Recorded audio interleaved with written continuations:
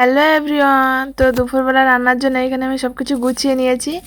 এখানে আছে পুঁটি মাছ, আর এর মধ্যে আছে পেশে মাছ, নিচেও পেশে মাছ আছে, বড় একটা পেশে মাছ আছে, আর কাঁচা লঙ্কা বের করে নিয়েছি। আর এই মাছগুলো ফ্রিজে ছিল, সব কটাই ফ্রিজে ছিল।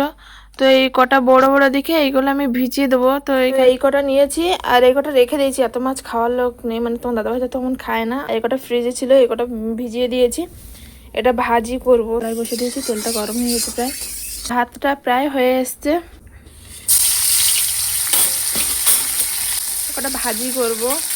ফাইনালি আমার মাছ ভাজা এখানে কমপ্লিট হয়ে গেছে।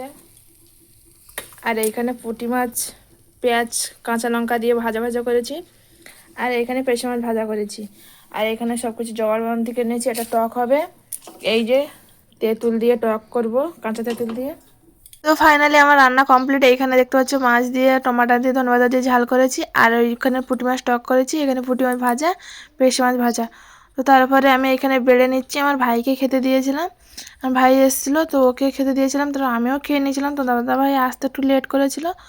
তো এখানে দেখতে হচ্ছে ভাই বসেছে খেতে, তো ও জানে না আমি ক্যামেরা করছি। তো যখন জানতে পেরেছে তখন ওর রিয়াকশানটা একবার শুধু দেখো।